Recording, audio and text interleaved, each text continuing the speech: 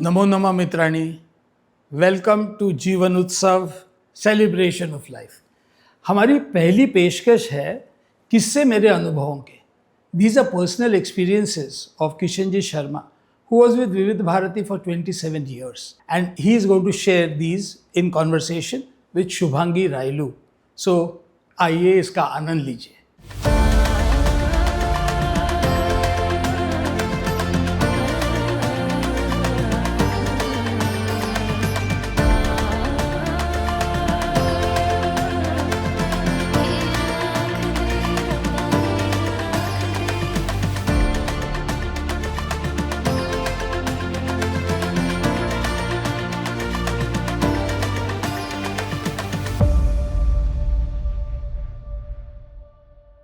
नमस्कार, मैं हूं शुभांगी रायलू।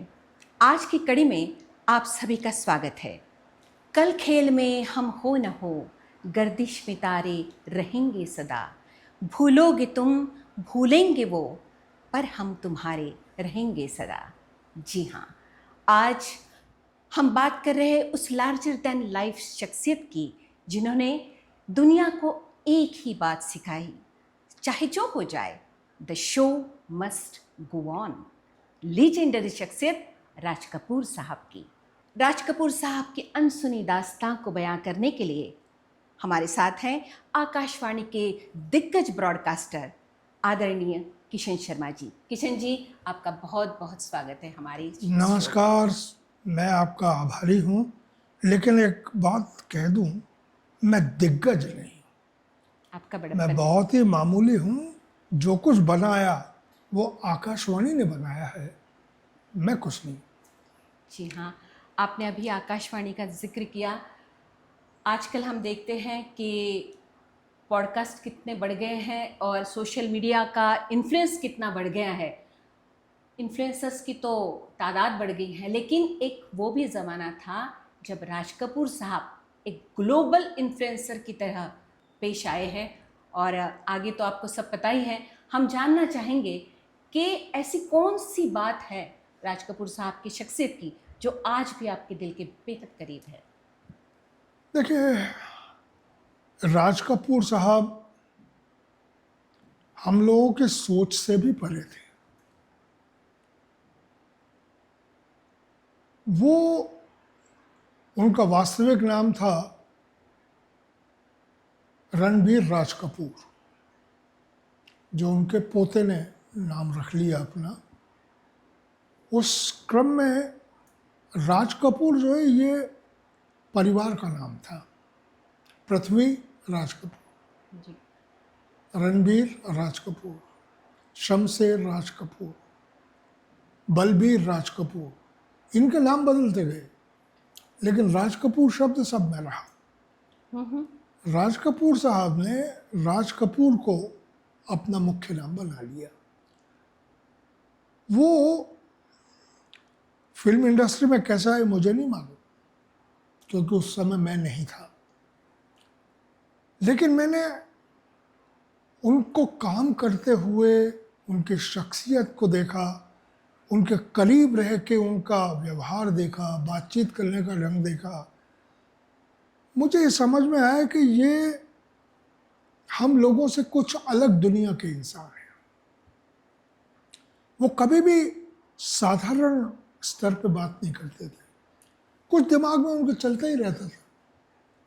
मुझे देखेंगे तो कुछ करैक्टर उनके दिमाग में आ जाएगा, किसी और से बात करेंगे तो कुछ करैक्टर सामने आ जाएगा, गीत लिखवा रहे होंगे तो कुछ और दिमाग में रहेगा, संगीत बन रहा होगा तो खुद बैठ जाएंगे। बड़े अच्छे गायक थे, बड़े अच्छे वादक थे और संगीत की बहुत समझ थी उनको। ऐसे राज कपूर साहब के लिए सीमित समय में बात करना बहुत मुश्किल है जी। लेकिन मेरी उनसे मुलाकात कैसे हुई ये तो मुझे भी याद नहीं है, पहली बार कब कहाँ मिला। लेकिन जब पारिवारिक रूप से वो मुझे जानने लगे तब याद आता है कि मैं कहाँ से उनके घर में जाने लगा। सबसे बड़ी बात यह थी कि उनके बंगले में बाहर दरवाज़ा नहीं था। अच्छा। सबके लिए खुला है। चौकीदार जरूर रहता था, लेकिन दरवाज़ा नहीं था। अंदर आइए, चौकीदार पूछेगा क्या काम है। मैं जाता था तो चौकीदार को कहता था मेरा कार्ड अंदर सरका दो। पहला ही कमरा राज कपूर साहब का रहता था। अगर कार्ड अंदर चला गया, वो सो रहे हैं या जाग रहे हैं मालूम पड़ जाएगा।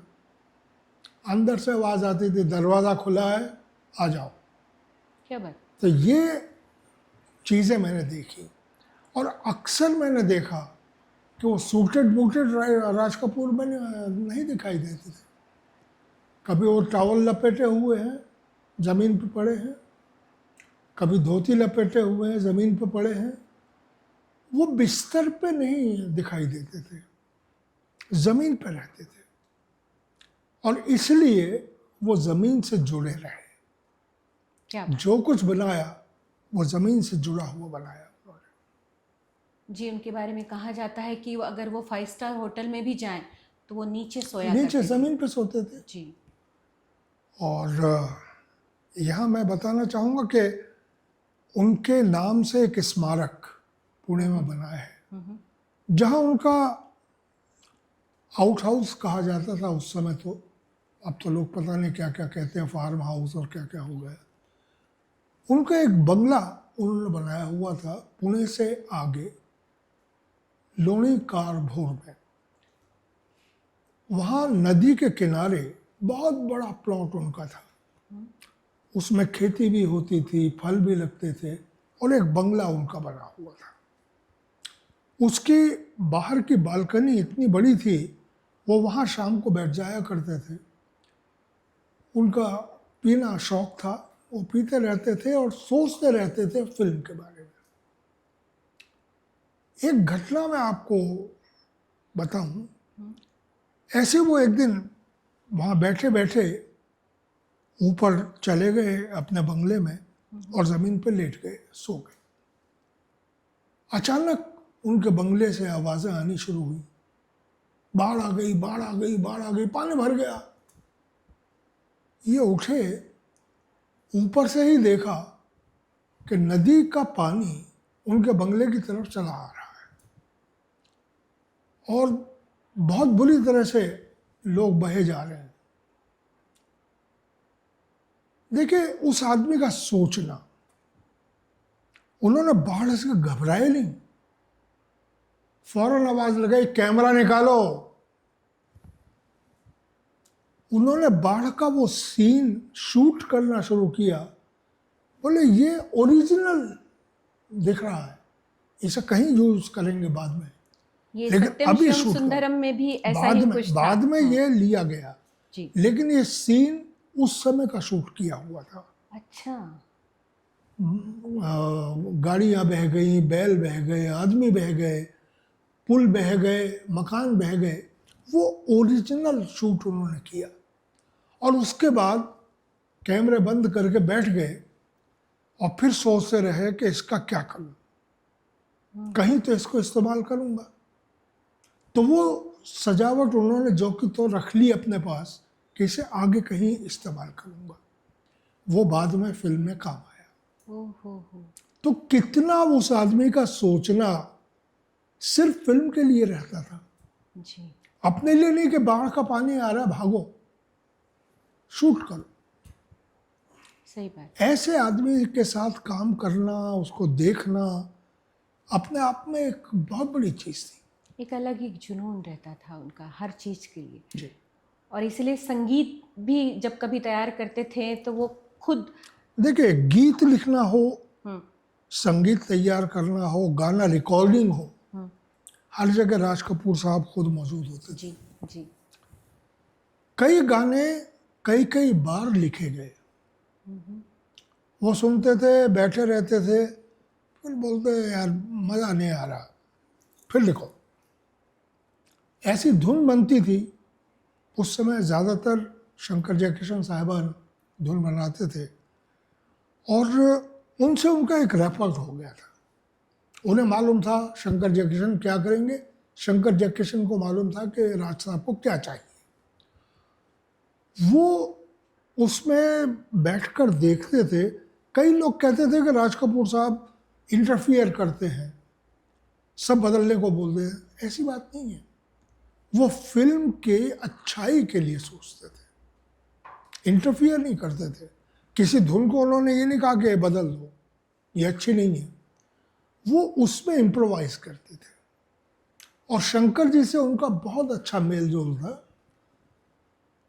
एक घटना मुझे याद आती है कि पहले तो रफ़ी साहब ने भी राज कपूर साहब के लिए गाना गाया, जी। मैं ज़िंदगी में हरदम रोता ही रहा हूँ। मुकेश साहब भी आए, फिर मन्ना डे साहब आए, और राज कपूर साहब ने जहाँ पहले अनाउंस किया कि मेरी आवाज़ मुकेश है, बाद में उन्होंने अनाउंस किया कि मेरी दूसरी आवाज़ मन्ना डे है। ये बहुत पहले शुरू होगा, सीरीज 420 से। अच्छा अच्छा। लेकिन चोरी चोरी में एक घटना हुई थी कि जब गाना रिकॉर्ड हो रहा था तो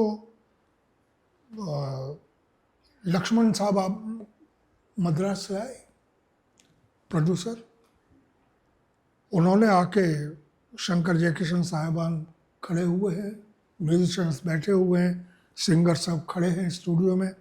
15 दिन गानों की रिहर्सल हो चुकी थी, तब लक्ष्मण साहब आए। आते ही पूछा, हु आर द सिंगर्स?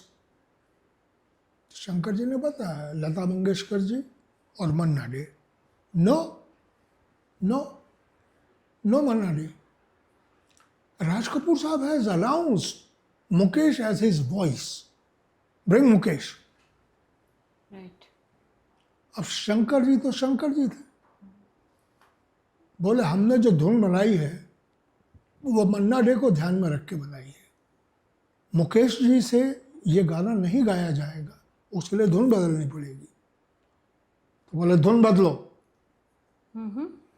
और शंकर साहब तो गुस्सैल आदमी, बोले ना धुन बदलेगी ना सिंगर बदलेगा, बदलना है तो म्यूजिक डायरेक्टर बदल दो।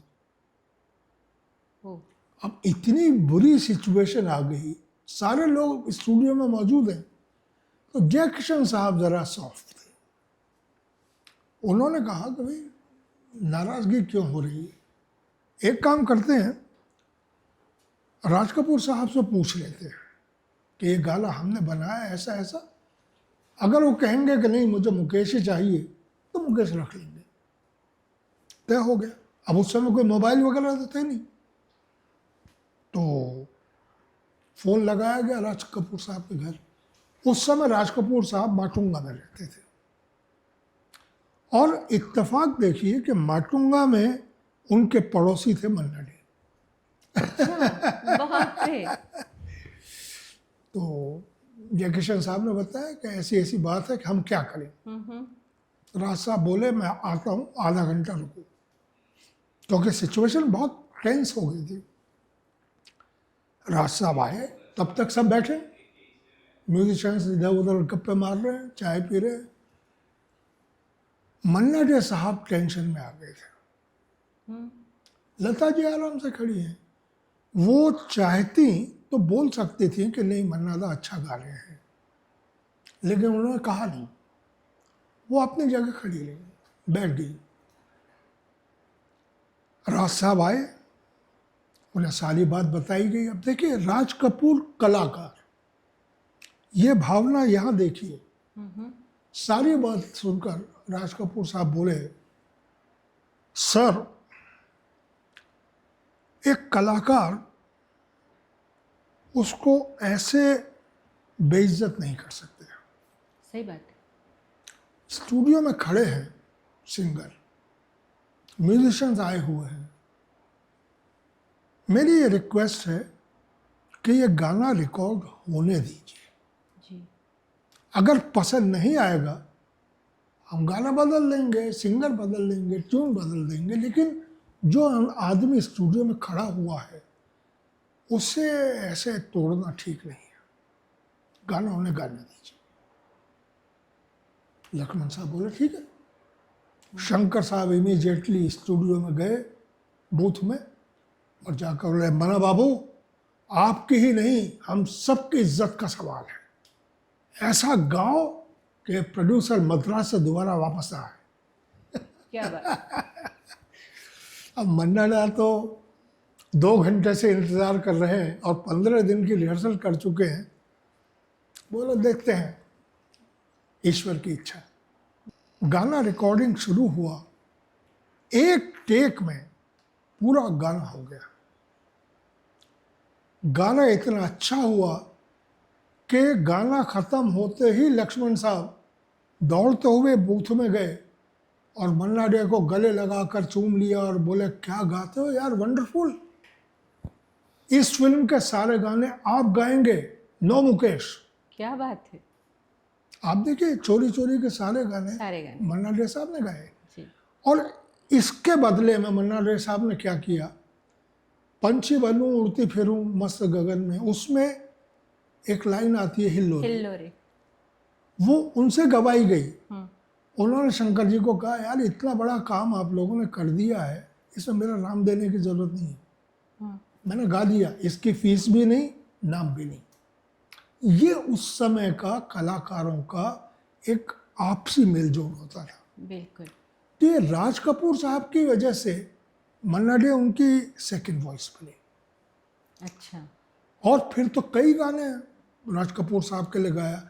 श्री 420 में ही दिल का हाल सुने दिल वाला जी, खुद राज कपूर साहब ने ही गवाया।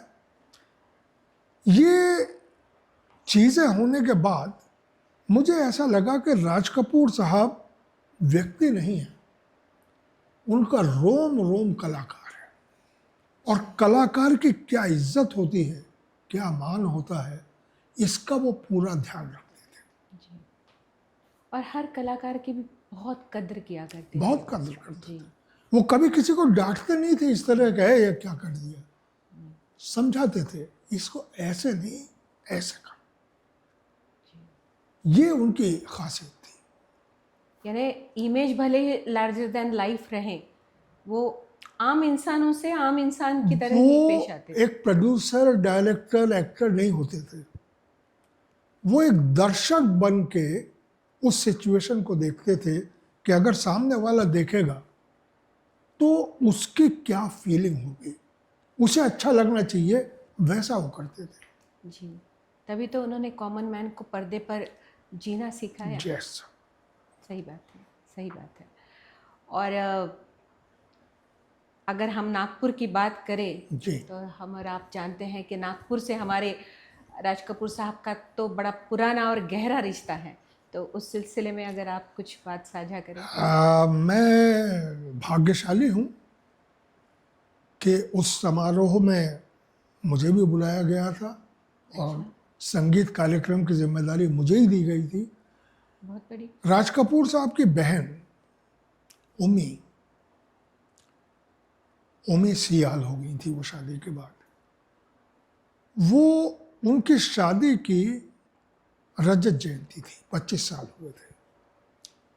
तो उमी जी ने मुझे बुलाया और बोले, किशन भाई ऐसा लगता है कि पूरा परिवार यहाँ आएगा, वो आएंगे तो कुछ म्यूजिकल प्रोग्राम तो रखना पड़ेगा, सिर्फ पार्टी नहीं होगी।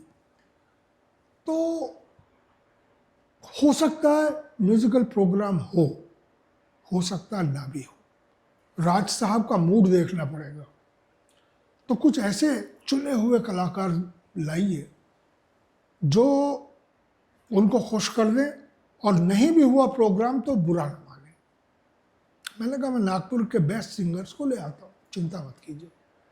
तो मैंने आकाशवाणी के कलाकारों में M.A. कादर गायक, निर्मला जेठे गायिका, शंकर पोपटकर तबले वाले, हमीद खां सारंगी बजाने वाले, ऐसे सब जो उस समय के नामी कलाकार थे आकाशवाणी के, मेरे दोस्त थे सभी, सबको बुला लिया, सबको कह भी दिया कि भाई प्रोग्राम हो भी सकता है और नहीं भी हो सकता है।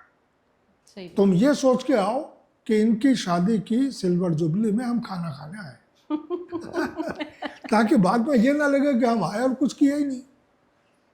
तो वो करने के लिए हम वहाँ बैठे। राज साहब आए ट्रेन से, देखिए वो हमेशा कोशिश करते थे कि ट्रेन से जाए, और अगर प्लेन से भी गए तो एक प्लेन में पूरा परिवार नहीं बैठेगा, अलग अलग प्लेन से अलग अलग लोग जाएंगे। तो मैंने एक दिन पूछा कि ऐसा क्यों होता है, इतने सारे अलग अलग लोग जा रहे हैं? बोले किशन जी, उसका किसी को पता नहीं है, कभी दुर्घटना हो जाए, प्लेन गिर जाए तो एक ही बार में सारा परिवार मर जाएगा, कोई तो बचे, इसलिए सब अलग अलग जाओ। अच्छा। ऐसे उनका ये नियम था। तो वो आ गए यहाँ, अब पूरा परिवार आ गया, शम्मी कपूर साहब भी आ गए, पूरा परिवार बैठा हुआ है। कुछ बहुत करीब के रिश्तेदारों को, मित्रों को सीएल फैमिली ने बुलाया। राज साहब जब आए तो मेरे से मिलाया, ये किशन शर्मा विविध भारती से।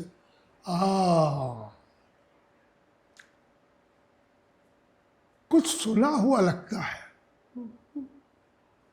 ये सब कुछ याद आ गया उन्हें। हाँ। तो बोले छाया गीत करते हो? हाँ सब करता हूँ। बेला के फूल भी है, मैं वो भी करता हूँ, और भूले बिसरे गीत भी का सुना हुआ है। तो आज यहाँ कौन से गीत होंगे? अब कौन से गीत होंगे माने मुझे एक छूट मिल गई कि मैं प्रोग्राम शुरू करूँ। मैं साहब आपको जितनी देर पसंद आए, आपके मनोरंजन के लिए ये बेस्ट सिंगर्स बुलाए। अच्छा चलिए शुरू कीजिए। तो मैंने म्यूज़िक प्रोग्राम शुरू करवाया। निर्मला जेठे ने लता जी का गाया हुआ बहुत अच्छा गीत पेश किया, एम ए कादर ने मोहम्मद रफ़ी साहब का गाया हुआ गीत पेश किया। एक गायक, अब मुझे याद नहीं है, इतने साल हो गए, उसने मुकेश जी का गाना गाया। अच्छा। मैं एक चीज़ देख रहा था कि राज कपूर साहब गाना सुन रहे हैं आंख बंद करके, लेकिन जब भी आंख खोलते थे तो तबला और सारंगी वाले को देखते थे। अच्छा। तो मुझसे बोले ये बहुत अच्छे कलाकार हैं।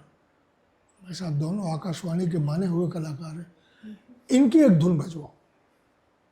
क्या बात है। तो हमीद खां को मैंने कहा भैया धुन बजा।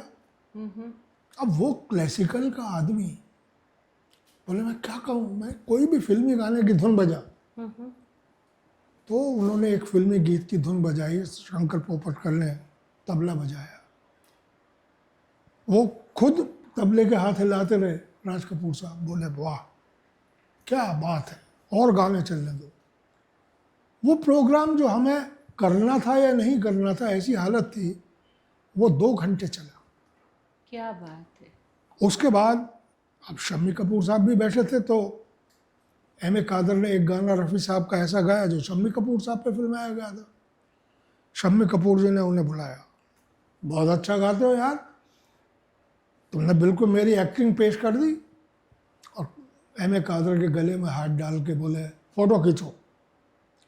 कितनी बड़ी बात थी एक यहाँ के कलाकार के लिए। कादर साहब तो है ही यस। वैसे। तो उस समय ये देखिए शुरू की बातें हैं सब कलाकारों की। जी। तो वो प्रोग्राम होने के बाद राज साहब बोले कि आप मुंबई में मिलिए। मैं जरूर साहब। बाद में ऐसा हो गया कि मेरा मुंबई ट्रांसफ़र हुआ, जी। मैं मुंबई चला गया, और वहाँ इनसे मुलाकातें भी होने लगी कई रिकॉर्डिंग्स में, क्योंकि शंकर जी की और मेरी बहुत अच्छी जमती थी। अच्छा। और शंकर जी से किसी की नहीं जमती थी। ओके। वो तो गुस्सैल आदमी थे। जी जी जी। अगर किसी ने भी ज़रा सा भी कुछ गलत कह दिया तो वो घूंसा मार देते थे एकदम, अरे बाप रे। गेट आउट कर देते थे, बाहर निकल जाओ। अच्छा। ऐसे आदमी के साथ मैं हफ्ते में 3-3, 4-4 दिन हम सीसीआई के ग्राउंड में बैठ के लाला पूरी और चाय वो लेते थे। लाला पूरी माने सेव पूरी। अच्छा। तो सेव पूरी खाना और चाय पीना, म्यूजिक की बात करना बस। तो वहाँ पर भी कुछ धुनें बनती थी? नहीं, अच्छा। बातें होती थी। बातें होती थी। एक दिन शंकर जी मेरे से बोले शर्मा तू म्यूजिक का कीड़ा है, ऐसा कोई अनाउंसर देखा नहीं। जो इतने डीप जाके अंदर बात करे, इतने तरह से बात करने में मजा आता है। तो हफ्ते में 4-4 दिन लोग शंकर जी को देख के घबराते थे और मेरे से वो बोलते थे, शर्मा आज शाम को आ जा CCI। बड़े भाग्यशाली हैं आप तो तो। ये देखिए, आकाशवाणी और ईश्वर की देन, मेरा कुछ नहीं है। सही। तो वहाँ ये चीज़ें होते होते होते एक दिन राज कपूर साहब के लिए मैं मिलने गया, तो मुझे अशोक कुमार जी ने कहा, किशन ऐसा कर, यहीं चैम्बूर में ही राज कपूर के घर जा और उसे बोल कि मैंने कहा है कि एक बहुत बड़ा अवार्ड जो मिल रहा है वो लेने दिल्ली मत जाना। अच्छा। ऐसा मैं ये कैसे, मैंने कहा है, तू जाके बोल मैंने कहा है, तू अपनी तरफ से थोड़ी बोल रहा है। मैं डरते डरते वहाँ से कार निकाला, अशोक कुमार जी के घर से राज कपूर साहब के बंगले पहुँचा। चौकीदार ने देखा, जानता था मुझे, बोले साहब अभी तक दरवाज़ा नहीं खोला। मैंने हमेशा की तरह कार्ड कहा अंदर डाल दे, उसने कार्ड डाल दिया। अंदर से आवाज़ आई, दरवाज़ा खुला है आ जाओ। तो मैं अंदर गया, देखा वो फर्श पर लेटे हुए। बोले आइए, कैसे आए लड़के वाले। वो मुझे लड़के वाले कहने लगे थे क्योंकि उनकी भांजी का विवाह मेरी पत्नी के ममेरे भाई से है। अच्छा। तो वो हमेशा लड़के वाले मुझे, और पंजाबियों में लड़के वाला माने बड़ी भारी बात होती है, बड़ा इज्जत देते। आइए लड़के वाले, कैसे आए। सब दादा मुनि ने भेजा। हाँ बैठो बैठो बैठो, बताओ क्या बात है। उन्होंने कहा है वो आपको जो अवार्ड मिल रहा है, हाँ ये कहा होगा लेने ना जाऊं। ये किस अवार्ड की बात है? दादा साहब फाल्के? दादा साहब फाल्के। अच्छा। तो मैंने कहा यही कहा है कि लेने मत जाना। अरे किशन जी, दादा मुनि बहुत बड़े एस्ट्रोलॉजर हैं। 6 महीने पहले उन्होंने मुझे कह दिया था, राज कपूर तेरे को बहुत बड़ा पुरस्कार मिलेगा, तू उसे लेने जाएगा तो वापस नहीं आएगा। ओहो। मैं आपको ये मालूम है? बोले पहले से बताया हुआ दादा मुनि ने, लेकिन मुझे जाना पड़ेगा, ये गवर्नमेंट वाले उठा के ले जाएंगे मुझे, तो मैं तो जाऊंगा, क्या करूंगा, नहीं आऊंगा तो नहीं आऊंगा। फिर मेरे से बोले, किशन जी आज आपको एक फिल्म दिखाता हूं। और उन्होंने टेलीविज़न शुरू किया, एक कुछ रील चल रही थी। बोले राज कपूर जैसे 100 भी पैदा हो जाए तो ऐसी फिल्म नहीं बना सकते। ऐसा कौन सा है भाई, देखूं। मैं भी देखने लगा। बोले किशन जी, आदमी डायरेक्ट कर सकता है, समझा सकता है, स्क्रिप्ट लिख सकता है, सिचुएशन बना सकता है, इसमें कुछ नहीं है। एक चींटी का एक दिन। अब आप बोले देखिए इसको, वाकई चींटी का एक दिन, जिस तरह वो फिल्म बनी हुई थी, कैसे चींटी चलती है, कैसे घर बनाती है, कैसे शिकार करती है, कैसे अपने बिल के ऊपर सूखे पत्ते रखती है जिसमें कोई भी कीड़ा आ जाए और नीचे गिर जाए। ये राज साहब ने बनाई है? नहीं, किसी की बनाई हुई। अच्छा। उनका कहना था 100 राज कपूर भी आ जाए तो ये चीज़ नहीं कर सकते। बोले इस आदमी को मैं देवता मानता हूँ, ये है फिल्म प्रोड्यूसर, ये है फिल्म डायरेक्टर, मैं क्या हूँ, कुछ भी नहीं। ऐसे राज कपूर का रूप शायद किसी ने नहीं देखा होगा जो मैंने उससे देखा। दूसरे मेरे से कहते थे, यार तू शराब क्यों नहीं पीता? ऐसा आदत नहीं है। अरे मेरे घर में तो क्या, मेरे मोहल्ले में चाय नहीं मिलती। और हालांकि चाय आती थी मेरे लिए, लेकिन इस तरह की बात करते थे।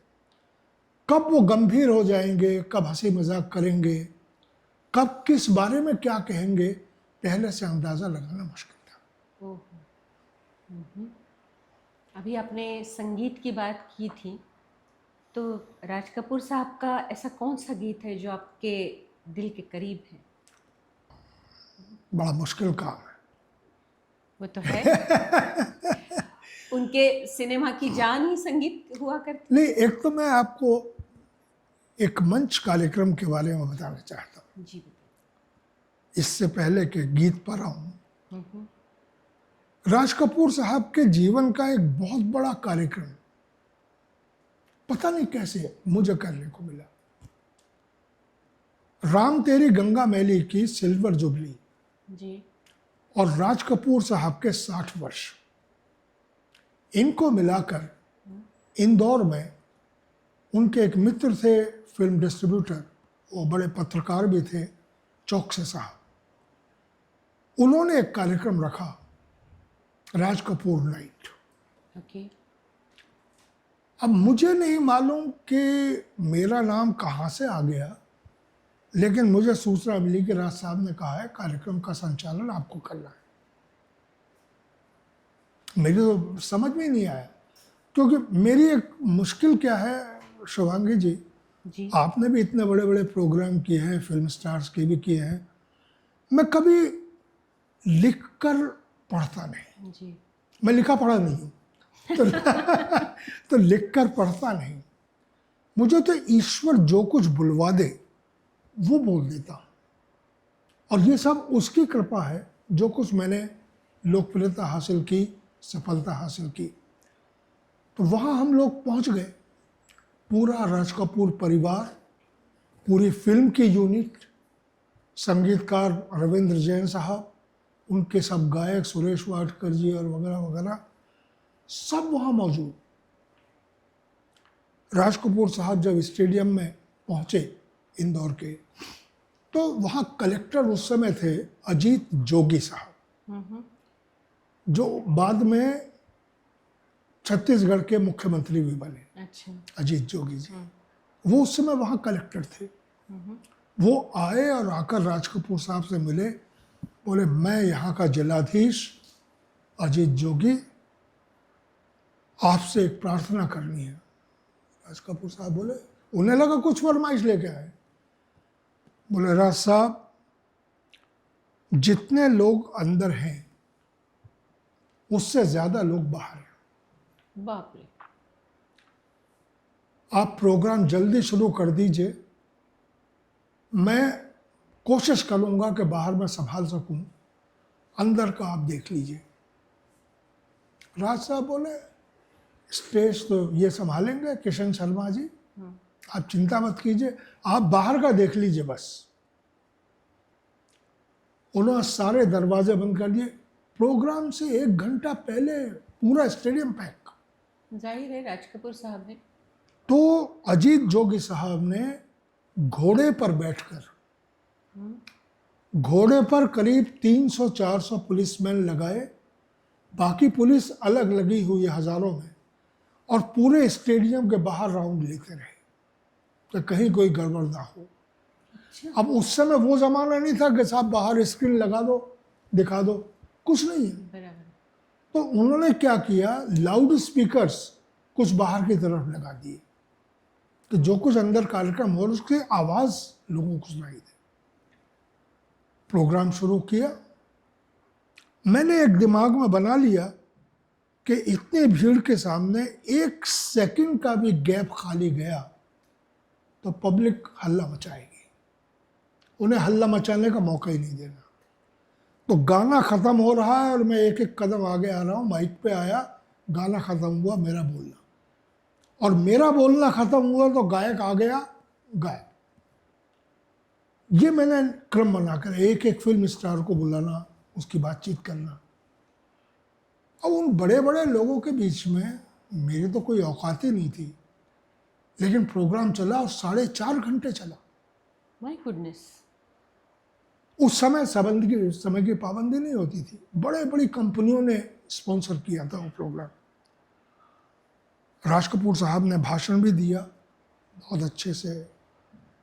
मध्य प्रदेश के मंत्री थे विठल भाई पटेल, जो उनके गीतकार भी थे राज साहब के, वो भी थे। राज साहब ने मंच पर आकर जब भाषण दिया तो बोले, किशन जी मेरे तीनों बेटों को बुलाइए। तीनों को बुलाया, तीनों आके खड़े हो गए।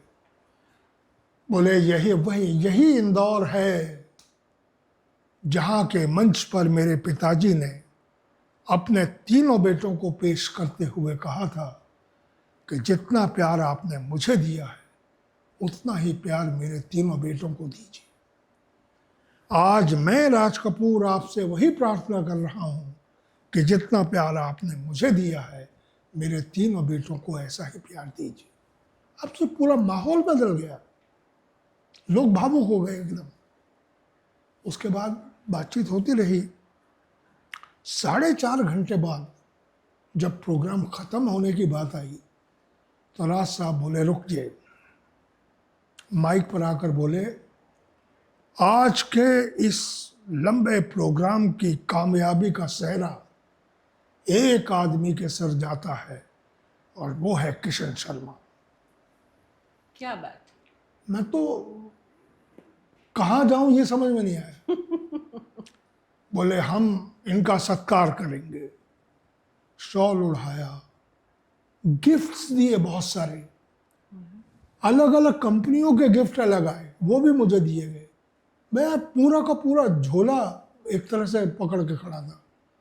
बोले, सब इसके आप हकदार हैं, क्या प्रोग्राम किया है, वाह। तो मैं और सुरेश वाडकर जब आए तो कार में ही मैंने कहा, सुरेश जी मुझे लगता है किसी और का लिफाफा गलती से राज साहब ने मुझे दे दिया। तो बोले, क्यों? मैंने कहा, जरा भारी लग रहा है। अच्छा। तो बोले, खोल कर देखो। मेरा तो जितना बोला था वो है। मैंने लिफाफा खोला,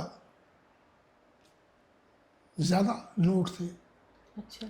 कि यार ये ज्यादा, मैं ये नहीं बताऊंगा कितने थे उस जमाने में। मैं पूछूंगी भी नहीं। उस जमाने में आप सोचिए। तो मैं देखकर हैरान हो गया। मैंने कि ये बाबा जी कुछ तो भी नशे में गलत लिफाफा देंगे। अब ये मुझे वापस करना पड़ेगा, जिसका लिफाफा है उसे मिल जाए, मेरा मुझे वापस नाम मिले। नहीं था। नहीं।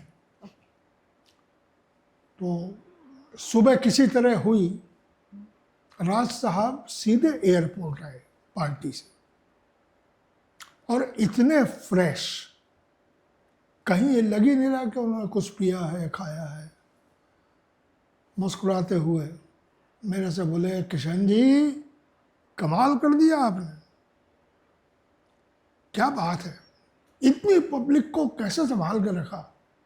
साहब आपकी कृपा है, मुझे एक प्रार्थना करनी है। क्या हुआ? ये लिफाफा गलती से शायद किसी और का मुझे मिल गया है। मुस्कुरा के बोले, ज्यादा है ना? 4 गुना ज्यादा है। मैंने कहा, जी रख लो, तुम्हारा इनाम है, लेकिन हर बार इतना नहीं दूंगा।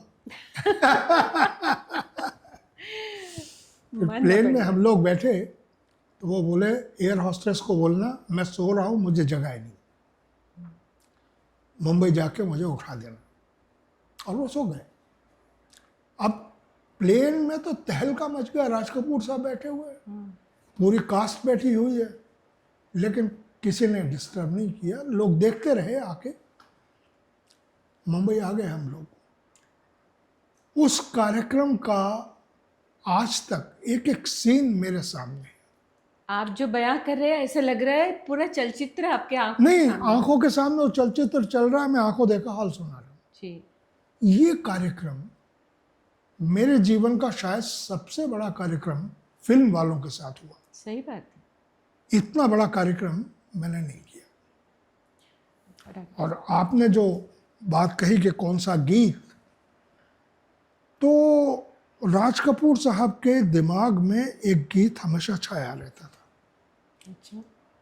एक गाना तो था, जीना यहाँ मरना यहाँ, इसके सिवा जाना कहाँ। लेकिन एक गीत लिखा था गोपाल दास सक्सेना, नीरज साहब। नीरज जी। ए भाई जरा देख के चलो। वो राज कपूर साहब के मन में बैठा हुआ था और उसकी वो पंक्तियां, सर्कस, हाँ बाबू ये जीवन एक सर्कस है और ये सर्कस है 3 घंटे का। पहला घंटा बचपन है, दूसरा जवानी है और तीसरा बुढ़ापा है, और उसके बाद जो ऐसे हाथ उठाते थे वो गाना मुझे उनके जीवन से जुड़ा हुआ लगा। Show must go on. जी जी, और अकेले शोमैन ऑफ इंडिया, बिल्कुल, बल्कि इंडिया नहीं, मैं तो कहूँगा वर्ल्ड, पूरे वर्ल्ड के। राज कपूर जैसा शोमैन मैंने देखा नहीं, जो हर सांस में फिल्म देखता था, सोते जागते फिल्म बनाता था और बोलते हुए फिल्म निकलती थी। तो ये गाना मुझे उनके जीवन का सबसे महत्वपूर्ण गाना लगता है। वाकई किशन जी, आपने सही कहा। ए भाई ज़रा देख के चलो, आगे भी नहीं पीछे भी नहीं, ऊपर भी नहीं नीचे भी। वाकई हमारे दर्शकों को भी आज यही एहसास हुआ होगा कि राज कपूर साहब न सिर्फ एक फिल्म मेकर थे, लेकिन एक बेहद संजीदा संवेदनशील व्यक्तित्व थे, जो आपके अनुभव आपने बयां किए। और मैं सोच रही हूँ कि आपने ज़रूर इस एपिसोड को एंजॉय किया होगा, नई नई बातें सुनकर आपको मज़ा आया होगा। और हम आपने जिस गीत का उल्लेख किया उसे ज़रूर सुनाएंगे, और ऐसे ही आगे एपिसोड्स में अनगिनत शख्सियत को हम सुनने वाले हैं, अनगिनत अनुभवों से आप रूबरू होने वाले हैं। तो तब तक के लिए हमें आज्ञा दीजिए, अगली कड़ी में फिर मिलते हैं एक महान शख्सियत के साथ। किशन जी, आपका बहुत बहुत शुक्रिया। धन्यवाद।